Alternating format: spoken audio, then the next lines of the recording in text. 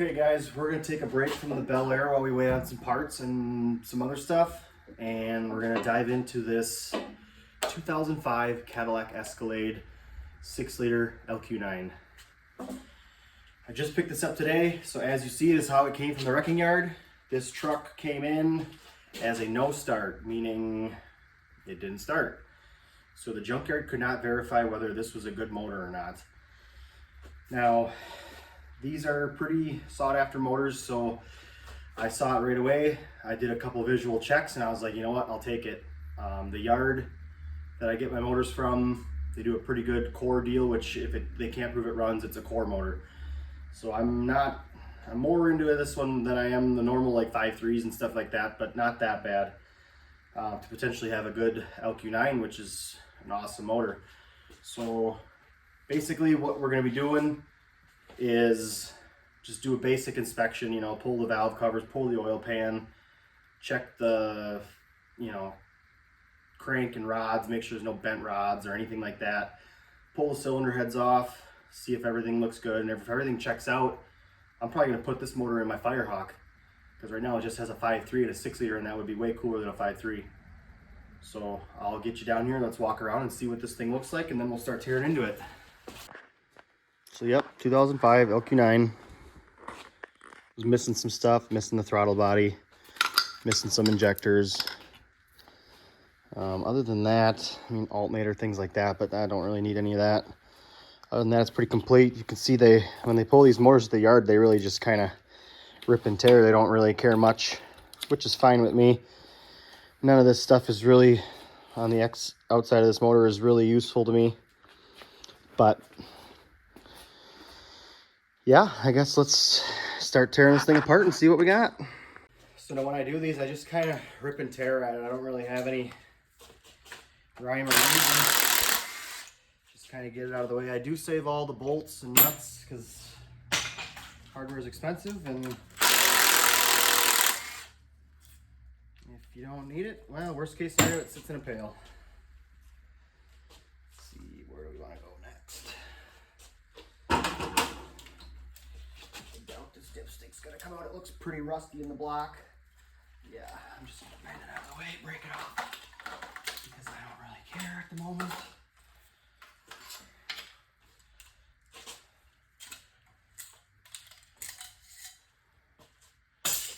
Okay, I guess let's get this wire harness off. We're not fucking around with it.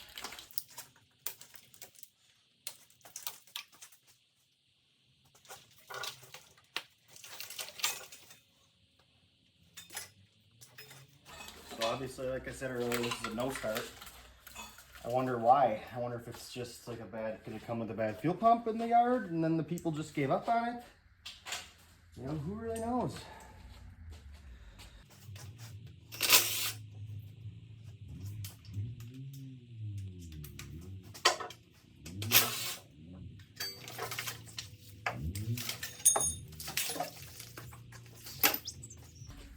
Ooh, excuse me. Cut this out of the way because I don't feel like dealing with it any other way. Let's do the power steering pump and stuff.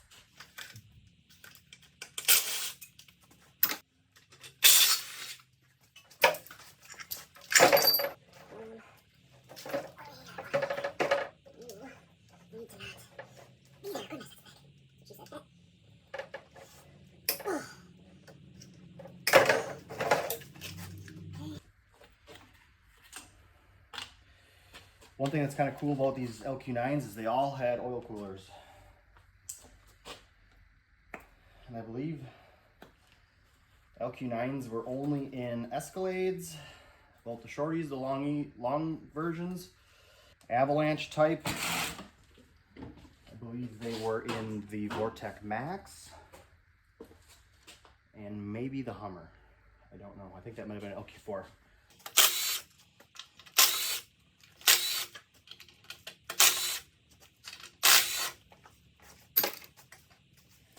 Another set of coils, so I got a whole pile of them.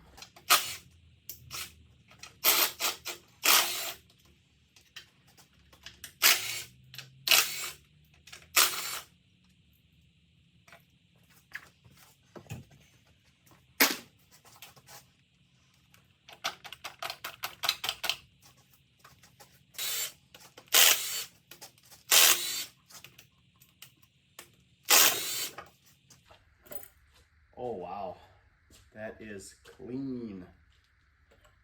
Wow, underneath the valve cover is super clean.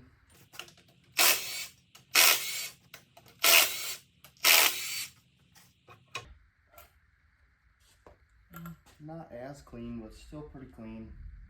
Just gonna rip the intake off of this and then I'll bring you back in and show you.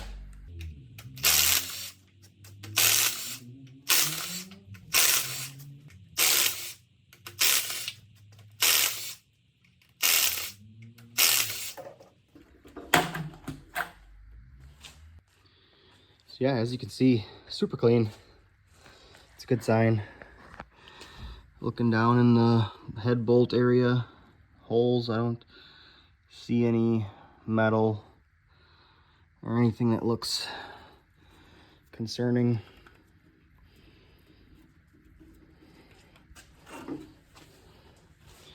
Side's a little dirtier, but if I remember correctly, one of the sides of this motor, the way the PCV system is, a clean side and a dirty side, and I think the driver's side is the dirty side. So yeah, just pulled the spark plugs out. 2 of these are wet with, I'm assuming, water, since this thing didn't have injectors in it. These 4 look dry. That one here looks pretty black. That's interesting. So I guess we'll see once I get the heads off. I turned it over a couple times and that's water or something that came flying out of the cylinder. It shot all over the Bel Air. Whoops.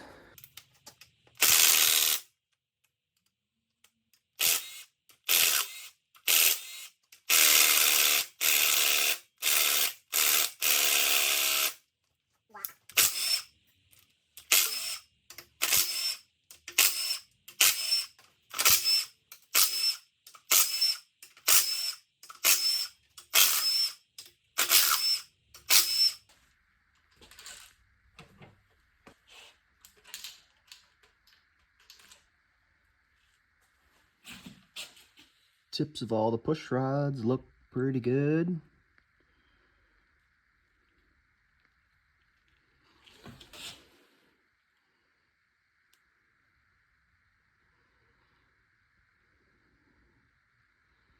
So that's exciting, I guess.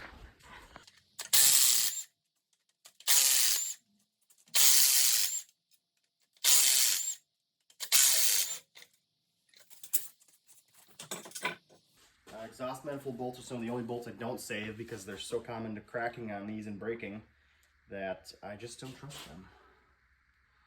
Well, that's interesting.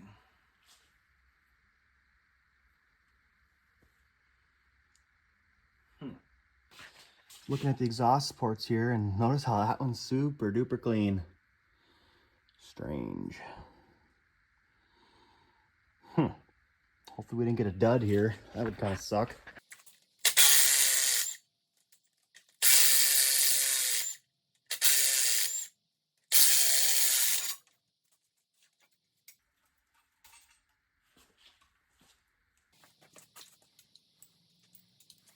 Passenger side of the motor is weirdly clean. Kind of freaking me out.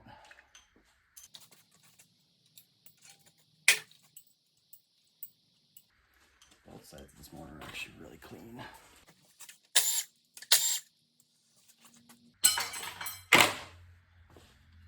Okay. That's all that.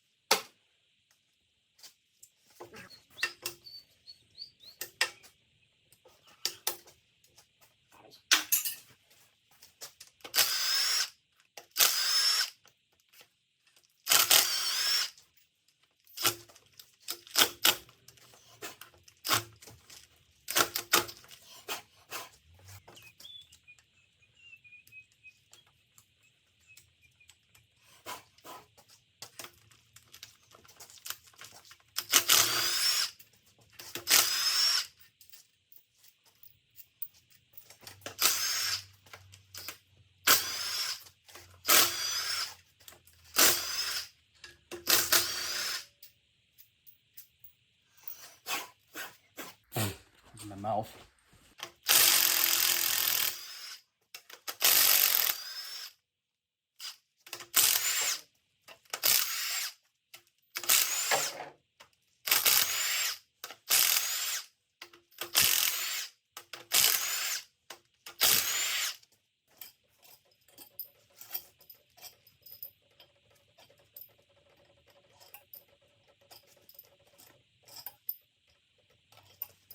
Alright, that should be it. Oh boy. Interesting. Oh yeah. Head gasket failure. Wow. First head is off. Let's see, this one super clean. The rest look about what I would expect. There's some water in there. Hopefully the cylinder walls aren't too messed up. That kind of sucks. Anyway, back to inspecting. Is that a crack right there? I mean, even if it is, it wouldn't really affect anything. That's where the head gasket failure was. I don't know if you can see that. I'll show you on the gasket. So yeah, that's a head gasket failure. Interesting. Hopefully it didn't hydrolock and bend that cylinder. That would not be cool. Huh. Yeah, the cylinder head. Pretty gross. This one looks like it had a lot of moisture in it. This is the bad head gasket. The rest look pretty normal. Interesting. I've never seen a head gasket fail like this before. I've taken apart a lot of these.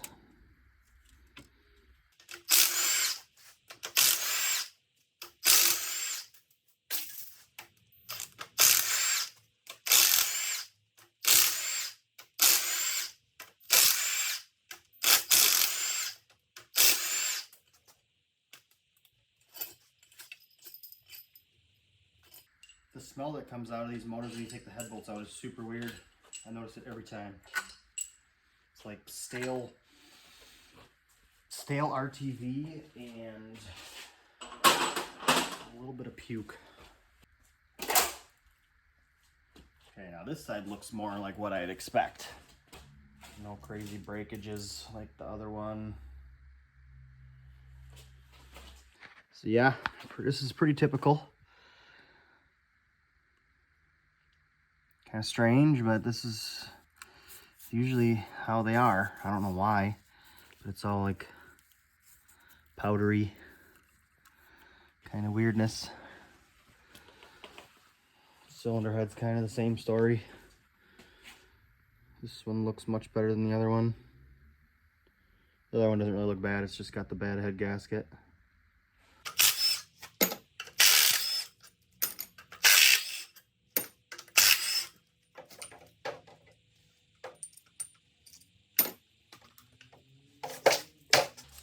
Get out of there. Get over here.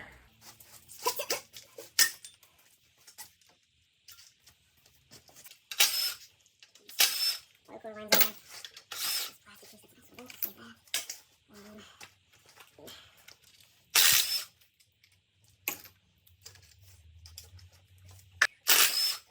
pretty rusty.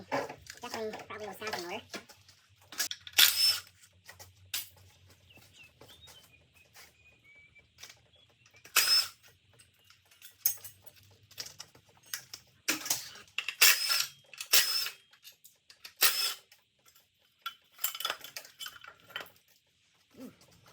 Interesting. I wonder if that's where they picked, maybe the forks got in there when they scooped it up.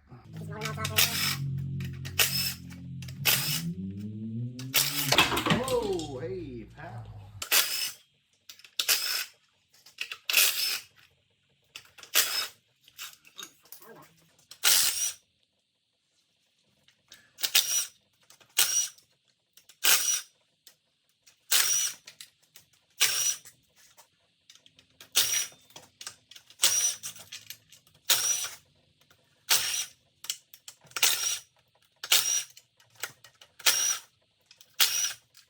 Oil pan should be free.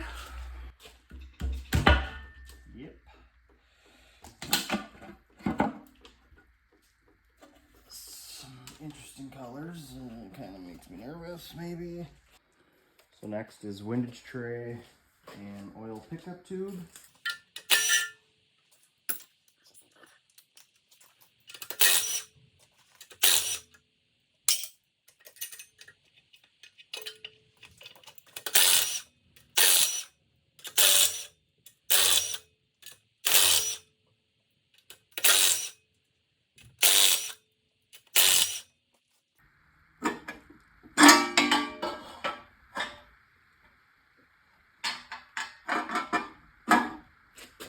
Looks pretty good on this side of the windage tray. A lot of times if you got bearing issues, you'll find a lot of sediment and soot and debris on that. That looks pretty good. But yeah, one thing I always look for is the rod caps. Make sure they're not dark, because that usually means heat. Feel them. There's always side to side. You never want it this way.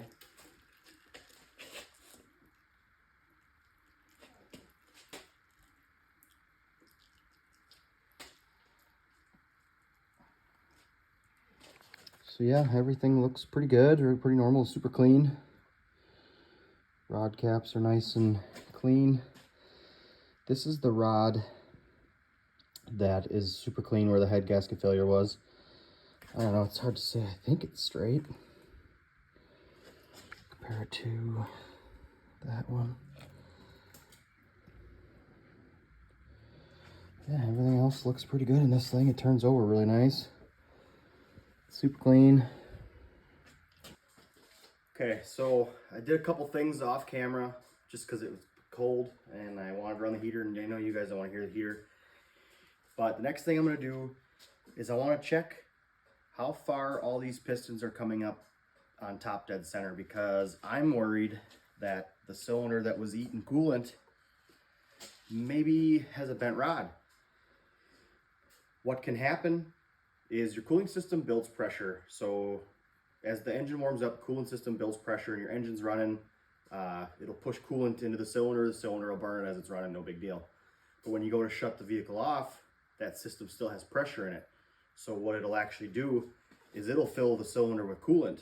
So next time you go to crank it up and that cylinder's filled with coolant, guess what? You just hydrolocked your engine.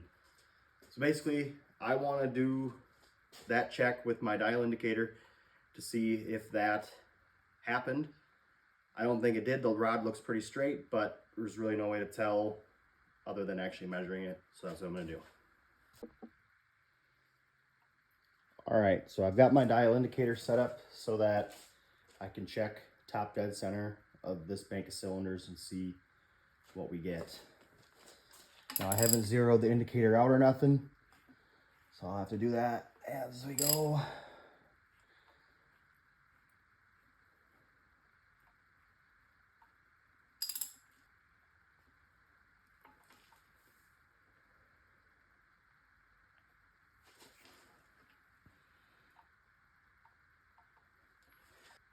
So I've never done this before, but common sense would tell me I'd want to use the center of the piston, because these pistons can actually rock a little bit in the bore. And I would think that the center of the piston is going to give us our most accurate reading here. So now I'm just going to actually unstick it and move it. Now this indicator, as long as I don't loosen the knob here, it should retain position pretty accurately. These things are pretty nice.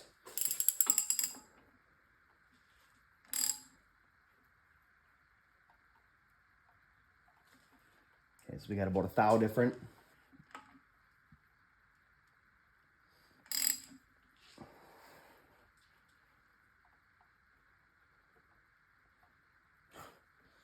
So this one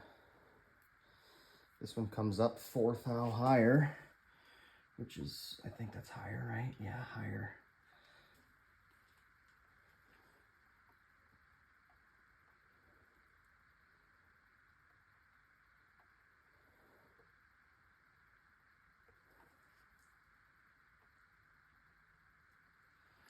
So that one's at 2 thou. So basically we got a 3 thou variance between all four, which to me is nothing. So I'm gonna say that rod is not bent. Fair game. Let's freaking crank this thing into my Firehawk and see what happens. I might film pulling the cam and stuff on this, but I don't really think there's much else to see. This motor's super clean in and out.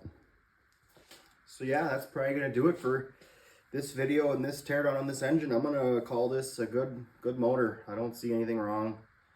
I guess maybe there could be cam bearing issues, but with the way this motor is as far as like the cleanliness, I really don't foresee there being any issues. I mean, the thing did have 200,000 on it, which is a good amount of miles on it, but it really is clean. Everything looks good. Everything turns over nicely.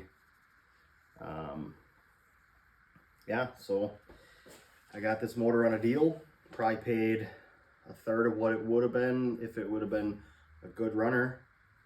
And I'm 95% confident that there's nothing wrong with this motor. So I'm gonna call it good. Thanks for watching.